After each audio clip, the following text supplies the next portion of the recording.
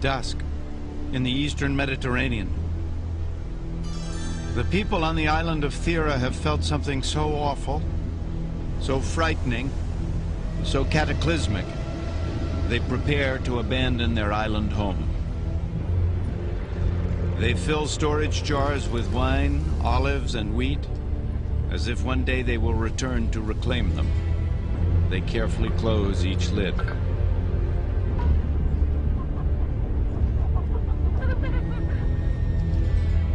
But their most precious possessions, their gold and their jewels, they take with them and rush to their boats.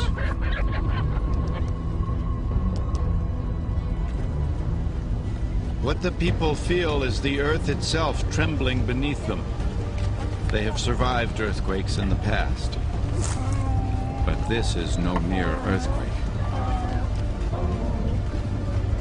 The year is 1628 BC. The people will never return to their olives and their wine.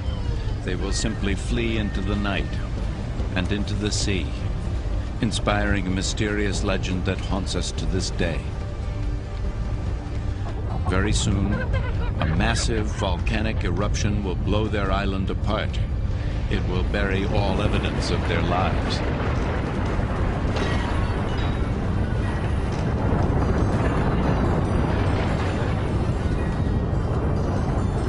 Yet memories will remain.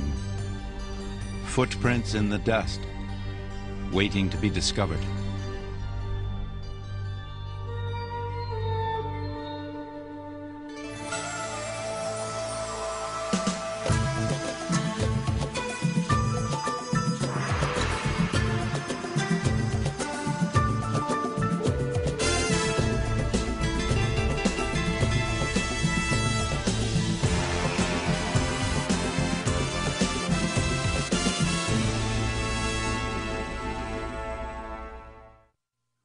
Three 3,000 years ago, the utter disappearance of an island and its people must have left the powers of the region awestruck. The Egyptians had known Thera. Their ships would have traveled north and found where there had been a very mountainous island, they found nothing, just these slivers of broken rib-like land. To the Egyptians, finding this still smoking, booming crater where there was a hole 8 miles wide in the earth. They couldn't have imagined that most of this material would have been blown into the sky and caused the beautiful sunsets that they were seeing at that time. To them, an island that had been there had simply sunk and disappeared. In centuries to come, a great legend will develop of a utopian island society that disappeared into the sea. That island is called Atlantis. The Greek philosopher Plato told a story that he claimed came from Egypt. It had been handed down from a relative of an Athenian lawmaker called Solon. Solon met an Egyptian priest who claimed his sacred books contained an amazing story about a large island that had vanished in a single night. These were facts, claimed Solon, not fiction. On the island, a highly advanced civilization had developed. There was an island called Atlantis in which rose a great and marvelous power. The people retained a certain fineness of mind and treated one another with wisdom and forbearance. They were said to have built a magnificent city and lived prosperous, productive lives. But according to legend, they became corrupt. It was then that tragedy struck. There occurred violent earthquakes and floods, and in a single night of misfortune, the island of Atlantis disappeared in the depths of the sea. Did that wonderful world really exist? Could such a civilization disappear so completely? The legend of Atlantis has teased the imagination ever since.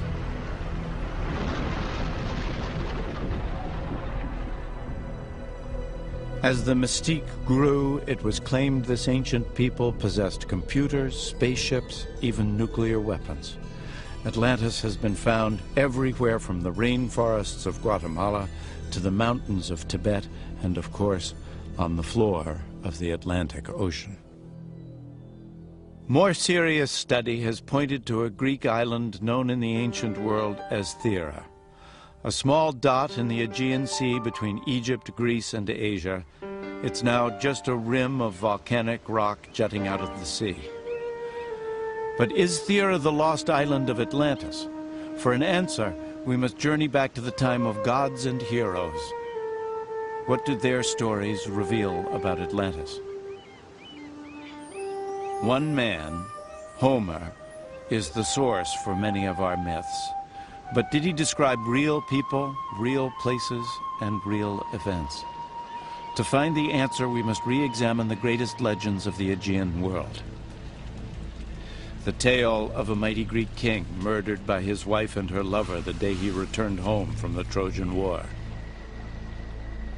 The fearsome Minotaur, half man, half bull, who stalked his prey in a dark labyrinth on the island of Crete. And Helen of Troy, the face that launched 1,000 ships and a 10-year war with the Greeks. Our investigation takes us from Thera, now called Santorini, to Troy in Turkey, to Mycenae in western Greece, and to the island of Crete. But it begins with Homer's dramatic tale of the Trojan War. He tells of Greek armies descending on Troy to win back the beautiful Helen from her Trojan lover Paris. Men battled to the death while gods squabbled over favorites on either side. For 10 years, the Greeks were unable to penetrate the gates of Troy. Ultimately, the battle would be decided not by arms, but by a trick. Pretending to accept defeat and depart, the Greeks left behind an enormous hollow wooden horse. The Trojans dragged the gift into the city, but it was filled with soldiers. For centuries, ancient Turkish legends spoke of a ruin on Turkish soil called Troy. But in the 19th century, nothing along the shore suggested it was the site from Homer's epic war. Still, one man believed those legends. His name was Heinrich Schliemann. He'd been obsessed by Homer's Troy since childhood and was convinced the stories were true. Clutching his well-worn copy of the Iliad, he set out to find the site of the great Trojan War. Heinrich Schliemann decided that he would begin excavations in Troy in the late 1860s, and he got permission from the Turkish authorities to begin this work. He didn't really have a clue about archaeology, what excavation was like, but he was following the sources that he read in Homer's Iliad and Odyssey that described the topography of the plain and of the rivers around there. Homer wrote of 2 rivers flowing near Troy, one with steam rising from it, the other cold as hail. So Schliemann took off his shoes to test the waters. On April the 9th, 1870, he selected a site and set his team to work. Born in Germany, Schliemann made his fortune in America in the California gold rush. In one sense, he was an amateur prone to exaggeration. In another, he was a visionary with an insight few professional archaeologists could match. Anticipation built when the team turned up a coin marked Ilium, the Roman word for Troy. Digging deeper, Schliemann found signs not of one city, but of several, one on top of the other. He kept digging, believing that when they reached Homer's Troy, he would find a great treasure. He plunged right down into the earliest levels, made a lot of mistakes, but he learned as he went along, and he realized that he was truly on the trail of the epics of Homer in the excavations at Troy. When he was lost, Schliemann always returned to Homer. When the Trojans were feasting, Ulysses and his Greeks crept out of the wooden horse. They opened up the city gates and let the Grecian army in. That night, the city of Troy was sacked and burned. So Schliemann searched for traces of fire. In his diary, he wrote, I found a street covered 6 to 10 feet in yellow, red or black wood ashes, mixed with thoroughly burned fragments of bricks and stones. Schliemann decided that the street he'd uncovered must be the royal road to the palace of Priam, king of Troy.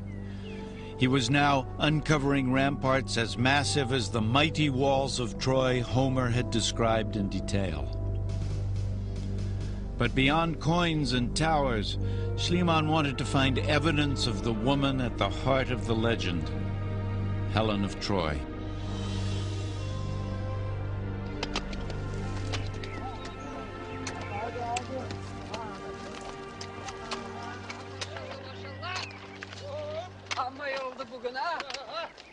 Along the way, he would find and marry his own Helen, a young Greek girl who also loved Homer and dedicated herself to her new husband's expedition. They would be satisfied with nothing less than royal treasure. After years of digging, Schliemann was close to losing heart. Then one day, his eye caught the glint of metal in a wall. He dismissed the workers and scrabbled through the rocks with his bare hands. This required great exertion and great risks, since the wall of fortification beneath which I had to dig threatened every moment to fall down on me. But the sight of so many objects, every one of an unestimable value to archaeology, made me reckless. It seemed certain they once lay in a wooden chest of the kind mentioned by Homer as being in Priam's palace. He boldly announced he had discovered the treasure of Priam. From the wall he pulled vases of silver, weapons of copper, 60 gold earrings, nearly 9,000 gold rings, and exquisite tiaras and necklaces. It was one of the world's richest archaeological finds. That night, he laid the treasure out in his hut. His wife put on one of the magnificent gold tiaras. They were sure she was wearing the jewels once worn by Helen of Troy. Not all Schliemann's claims would be confirmed, but he did uncover the remains of a city destroyed by war and fire 4,000 years ago, and it did contain treasure beyond price. Legend became reality. Was this a step back towards a time when even Atlantis might have existed?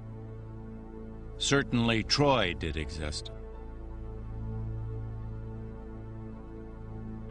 But what of Homer's other great stone citadel, Mycenae, and its legendary king, the mighty Agamemnon? Having finally defeated the Trojans, ancient myth records the Greek king's voyage home. He expected a hero's welcome. Clytemnestra, his wife, had other plans.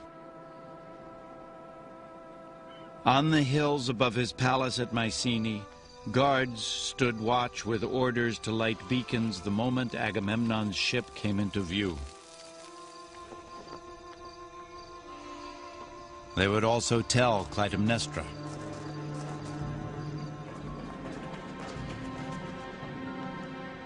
In the 10 years Agamemnon had been away, she had taken a lover. Together, they plotted their own welcome for the hero. A great celebration greeted Agamemnon's return, but when the feasting was over, the queen and her lover slipped unnoticed into the royal bathroom.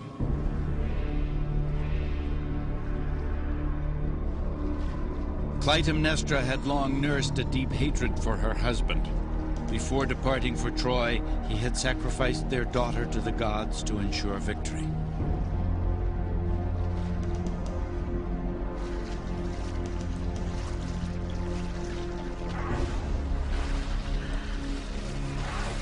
Not with a random, unconsidered blow, but from old hate. And with maturing time, here where I struck, I take my rooted stand upon the finished deed. Here Agamemnon lies, my husband dead.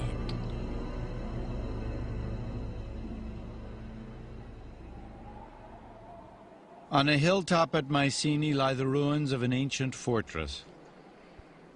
Schliemann concluded it must be King Agamemnon's great palace, with a magnificent gateway guarded by enormous sculptured lions.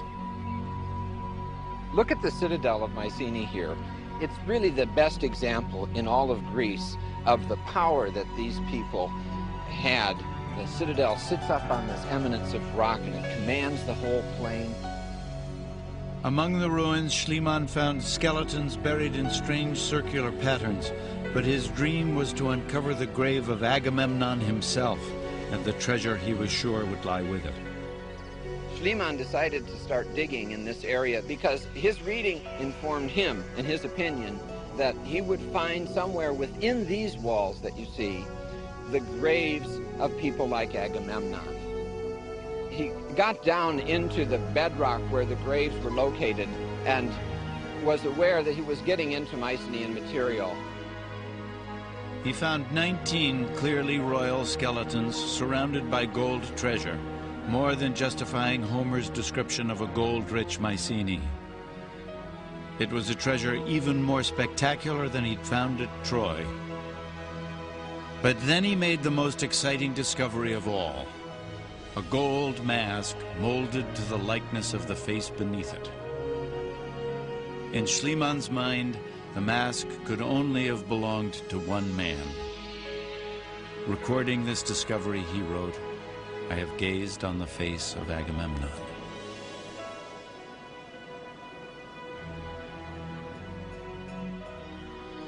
After 3,000 years, such precise identification is impossible.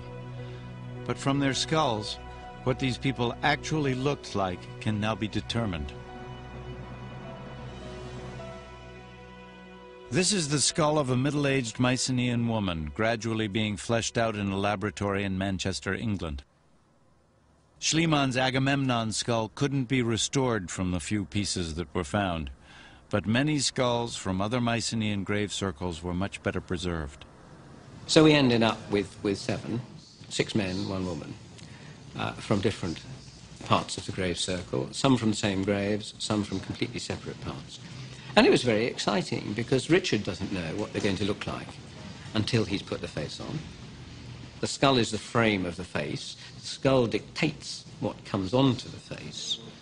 He can't control it. This is going to have a hump in the nose because the nasal bone is bent down. I'm told that she might be Clytemnestra. And certainly, from what I recall of my history, Clytemnestra was not one of the world's nicest ladies, although she obviously had considerable womanly charms. A clear picture of the Mycenaeans began to emerge. They must have been fairly sophisticated, though.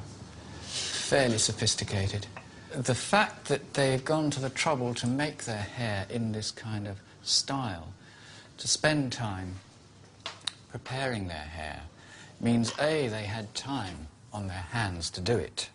And in a society which is really struggling for survival, my own personal feelings are that probably fancy hairstyles would have been a somewhat lower priority. Hairstyling for the dead demands inspired guesswork. People are not always going to have their hair in exactly the same style all the time. Yes. I mean, is she at a ball? Is she gardening? Has she just got up? Yes. Richard Neve's reconstructions are so accurate the police seek his help with skulls of unknown murder victims. Relatives often make identifications from his models. But what did Neve think of the Mycenaean men? A bunch of thugs. A bunch of thugs. Richard's quite right when he says they're thugs. They're big men, by and large. We've got people of 5'8", 5'9". They're well-nourished. A lot of them have very good teeth. Not all of them. We've got some horrendous abscesses. We've got people with arthritis, probably from carrying too many heavy shields. The interesting thing was these are the first rulers of Greece, the first rulers of Mycenae. Homer called the Mycenaeans the strongest generation of earthborn mortals. In the grave circles, Schliemann found weapons that precisely matched descriptions in the ancient epics. This helmet was made with 40 pairs of boar's tusks, armor unique to Homeric verse. The people who produced all this lived between 14 and 1100 BC, 1,000 years before Caesar reigned in Rome. What Schliemann actually discovered in these graves was a lost civilization. He discovered the earliest evidence that we have of the origins of the Mycenaeans themselves. Only later was it determined that the skull Schliemann found was too early to be Agamemnon. Yet in fact he had revealed something far more important. Until Heinrich Schliemann began his work, our knowledge of the past was really based on the written records of ancient historians and other ancient authors. But now concrete evidence showed these ancient tales were rooted in certainties and facts. And if Helen's Troy and Agamemnon's Mycenae were real places, could other supposed legends be true as well? The most terrifying of all Aegean legends is the myth of the Minotaur, the fearsome beast, half man and half bull, that lived in a labyrinth beneath the palace of King Minos.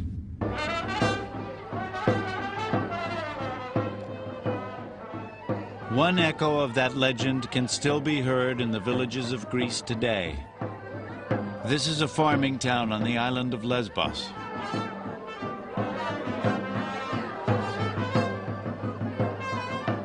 Each year, the people dress up in their finest for a strange ritual that combines cruelty and celebration.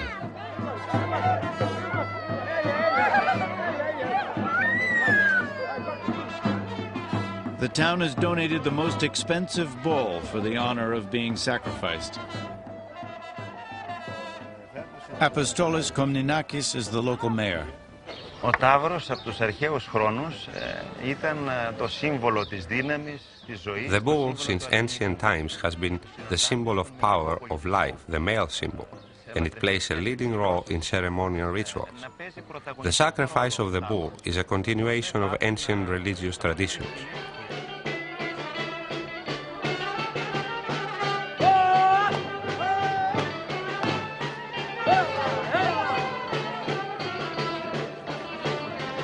Panayotis Kalogrealis is a recently retired New Yorker. The killing of the bull is no different if you go to a butcher shop where they kill an animal. And it's God's wish. Everything we do is God's wish. It's tradition, that's how we find it from our fathers. In the Greek tradition, Panayotis is parading himself along with the bull. For the occasion, he bought a $300 cowboy outfit in Texas. My cowboy hat, and we're ready to go.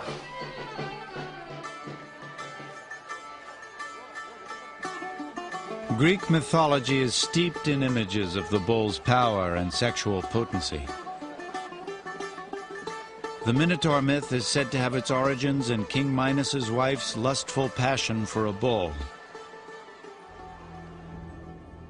As villagers take the bull to a place of ritual in the mountains, a legacy of deeply rooted primal instincts is at work. Local farmers outspend each other, competing for the honor of cutting the bull's throat. Just before it's stunned, the bull seems to sense what's coming.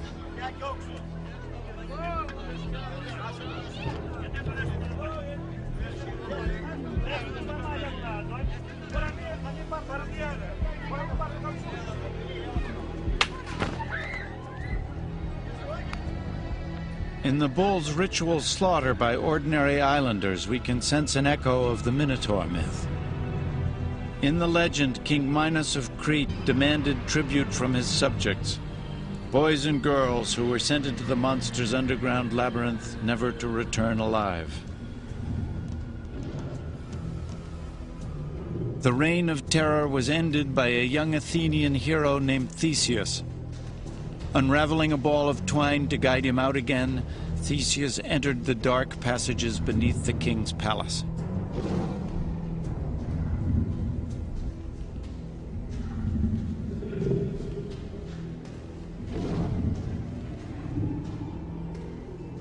His mission was more than survival.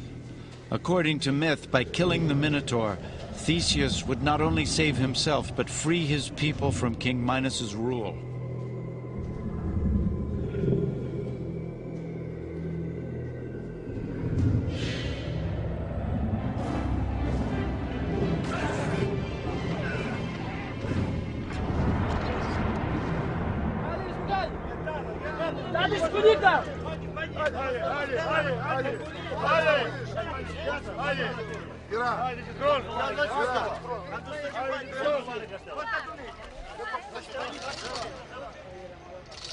Greeks have ritually paid tribute to this fable for thousands of years, but not until this century was the myth's origin revealed, and then only by chance. Heinrich Schliemann's trail was picked up again in Athens in 1883 and would lead to the first tantalizing glimpse of a possible Atlantis. Arthur Evans, a rich and highly educated young historian from England, was visiting antique shops. Intrigued by Schliemann's discoveries, he wondered if some odd seal stones Schliemann had found didn't point to an earlier pre-Greek civilization. Seal stones were like signet rings, used to stamp images in wax and clay. Evans asked where more of the stones could be found, and the answer everywhere was, go to Crete, the legendary home of King Minos. Crete, the largest island in the Aegean Sea. Mountainous, mysterious, and redolent with myth, it would prove the setting for Evans' greatest discovery.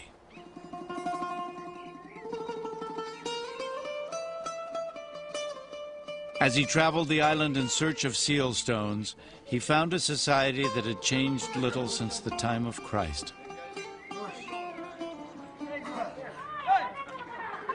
Local women called the seal stones milk stones and refused to sell them to Evans, fearing the milk would dry in mothers' breasts.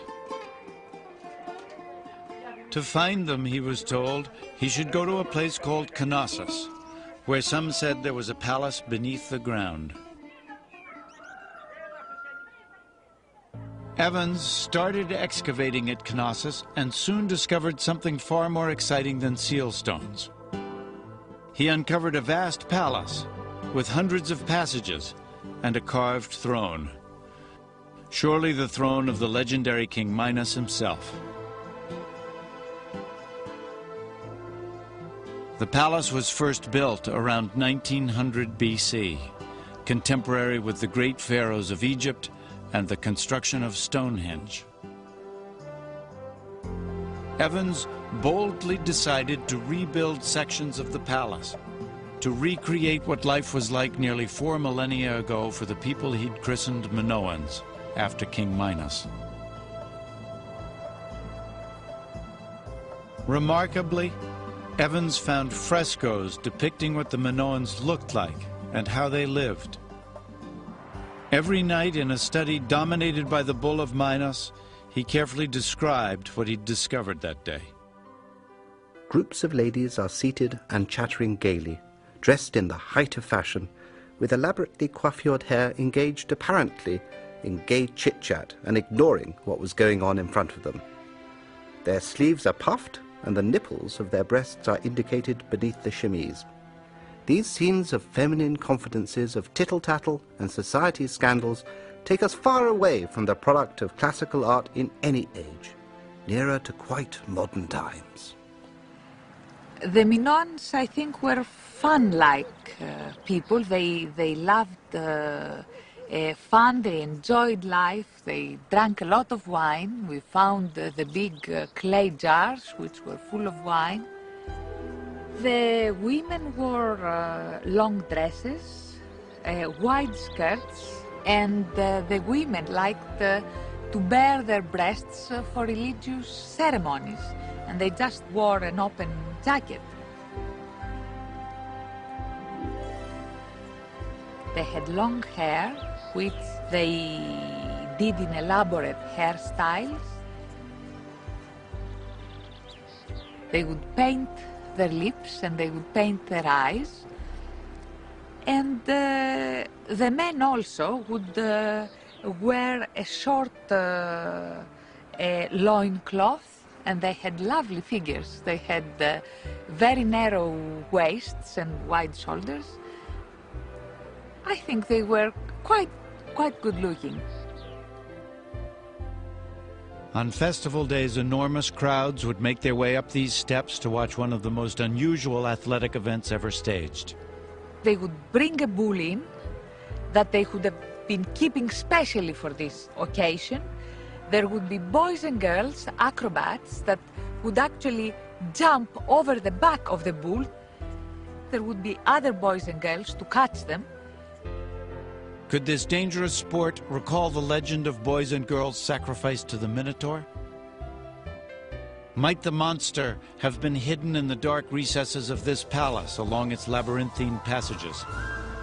One thing is certain, Knossos, with its 1,400 rooms, was once the capital of a great power. The magnificent palaces discovered on Crete shared one remarkable trait: none was fortified. These were not a militaristic people. Rather, they seem to have been cultured and advanced, not unlike the people in Plato's story of Atlantis. The legacy of the Minoans was a love of art, a love of color, perhaps a love of life.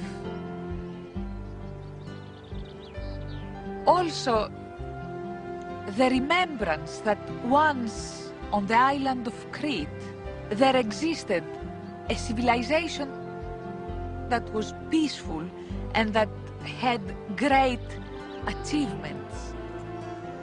Was this the utopian world of lost Atlantis? There are some convincing clues. The bull is a recurring theme in Minoan art. Its many depictions on so many Minoan treasures echo Plato's descriptions of Atlantis.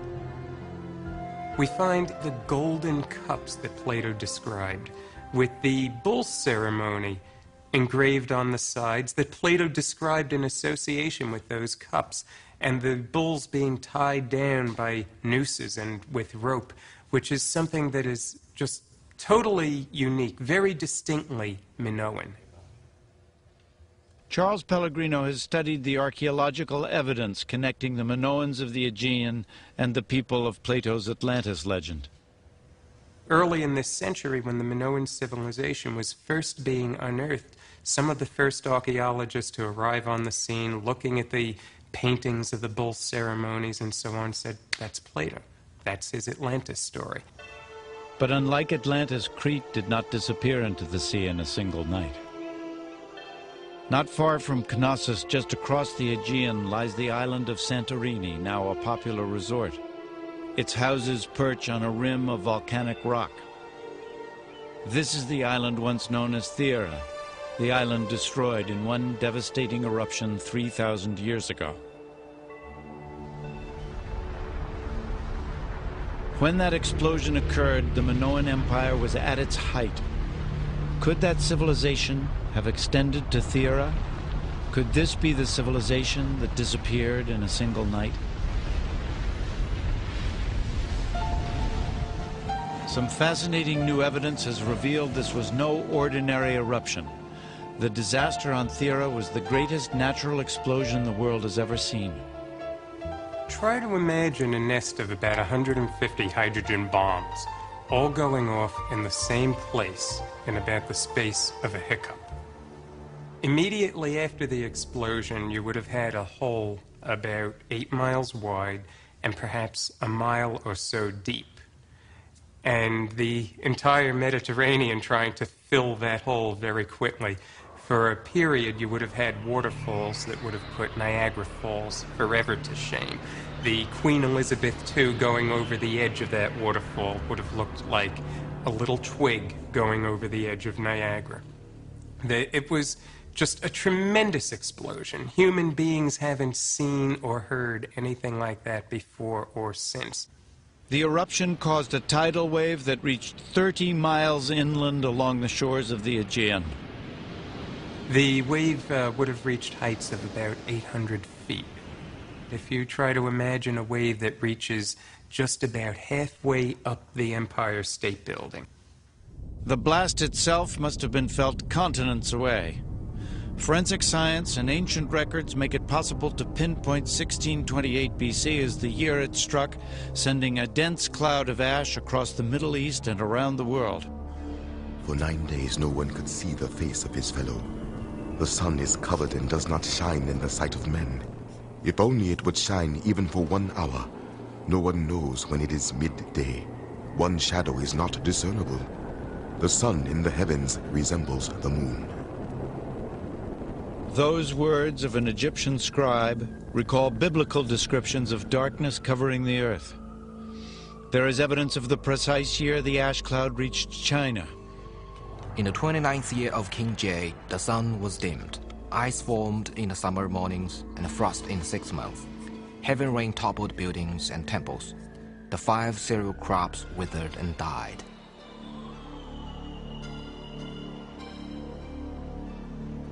There are even indications the cloud reached North America, turning day into night, summer into winter. In California, the core of a 5,000-year-old bristlecone pine shows a ring of dark cells dating back to the same year. When we go back to the year 1628 BC, we find these freeze scars in the California bristlecones.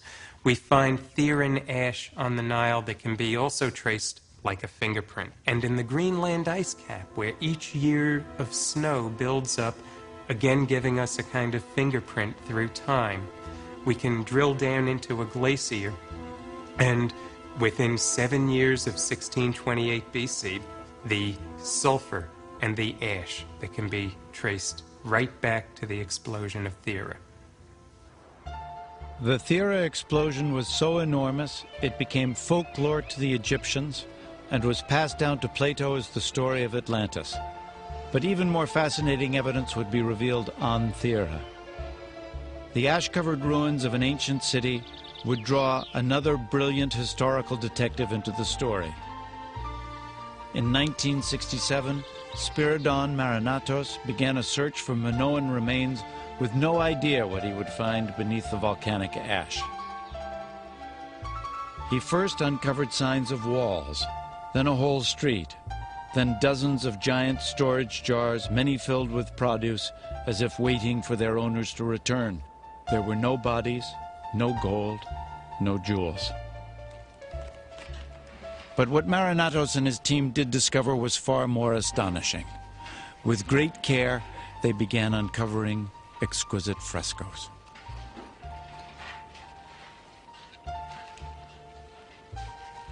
In the 20th century, paintings wonderfully preserved for 3,000 years in a tomb of ash were revealing a picture of life in this long-forgotten town.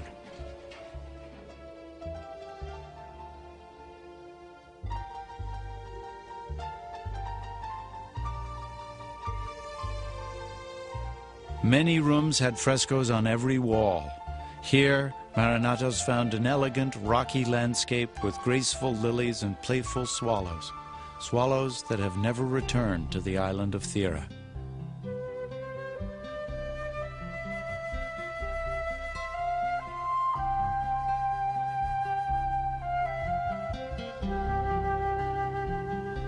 We find frescoes in every home, practically in every room, of what the people loved, apparently. And it's very different from what you find elsewhere in the world. You go to Egypt, you go to Syria, you find the theme was almost always war and conquest. And you go to the island of Thera and you find there are paintings of women gathering saffron. There are paintings of children playing boxing with each other. My favorite piece is the dancing antelopes, in part because it seems to anticipate Picasso by more than 3,000 years. And these paintings of monkeys reveal a people who even had contact with Africa. As on Crete, women wore diaphanous blouses, elegant dresses, and hairstyles. This was no primitive society.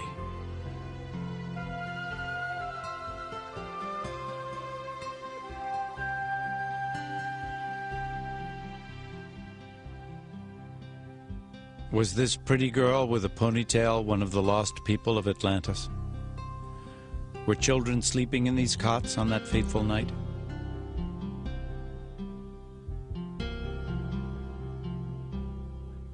All the evidence points to Thera being a prosperous island. Her harbors teemed with vessels. In Plato's legend of Atlantis, the area is densely crowded with habitation. The docks were full of boats, triremes, and naval stores, and of vessels and merchants coming from all parts who kept up a multitudinous sound of human voices and din and clatter of all sorts, day and night. In Plato, Atlantis traded with Egypt, as did the people of Thera.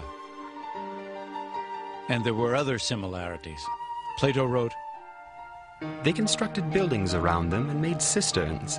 They had fountains, one of hot water and one of cold, in gracious plenty flowing."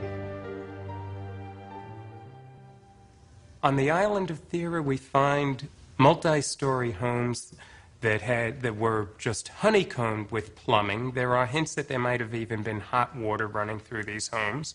We find flush toilets, thousands of years before flush toilets were supposedly invented. We find evidence of showers, bathtubs, many things that we consider very, very advanced, and that in Plato's time was very advanced even by his standards.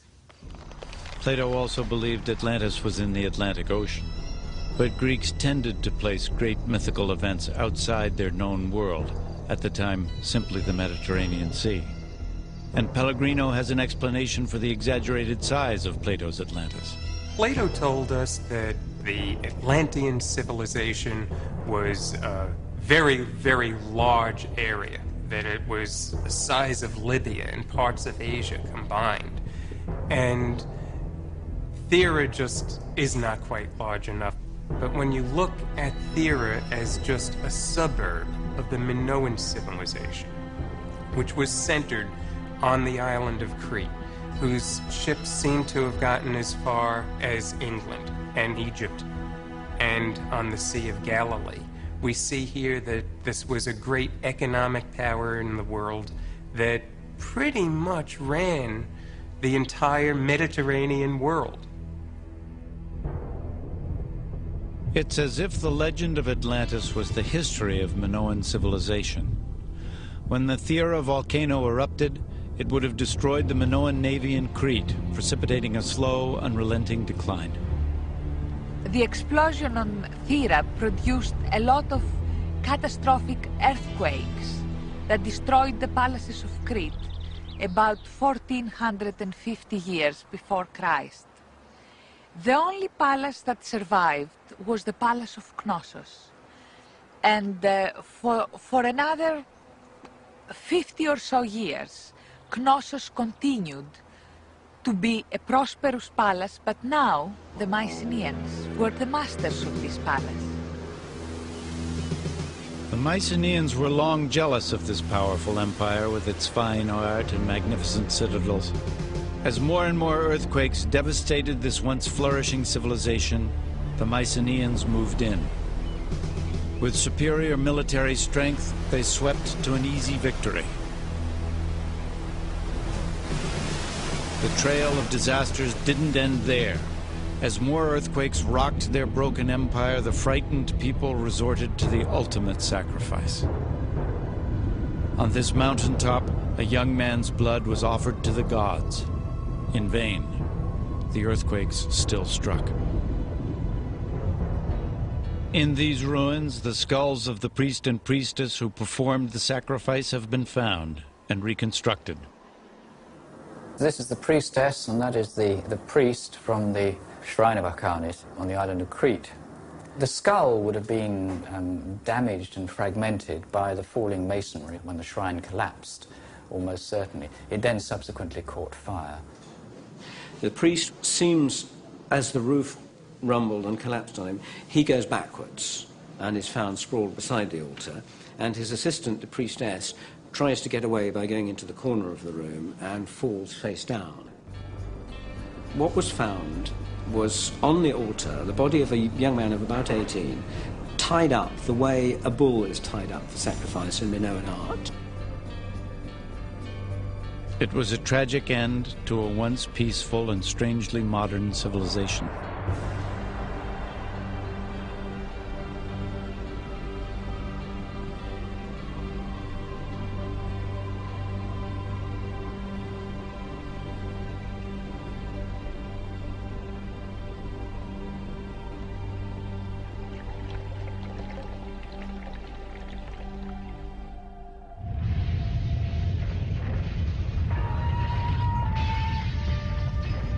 The position of these corpses, the broken bowls and spilt blood, the skeleton of a teenage boy trussed for slaughter, provides a gruesome portrait of those last terrifying days.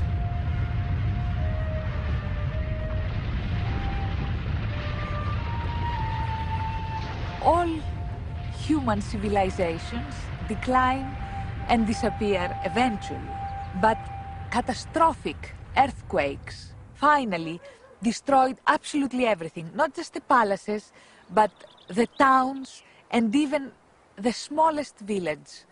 Everything was leveled to the ground. It was absolutely catastrophic. When you look at all the pieces of the jigsaw puzzle and you look at them objectively, the decline of the Minoan civilization, its takeover by northern Greeks, it all just fits in perfectly with the story that Plato told. They belonged to the very first European civilization. Until this century, no one even knew they existed. But recent revelations have led us back over 3,000 years to discover a peaceful, artistic, but ultimately doomed people. This was a world that was thrown into terrible famine and terrible disorganization. And it's not as today that you have the International Red Cross ready to rush in, that you have the UN sending people in. This was a world where, when the Mediterranean was thrown into total chaos, they were on their own. Legends of a lost utopia have always haunted the shadows of history. For generations, we have dreamed of finding the lost continent of Atlantis. Perhaps now, in the Aegean, we finally have.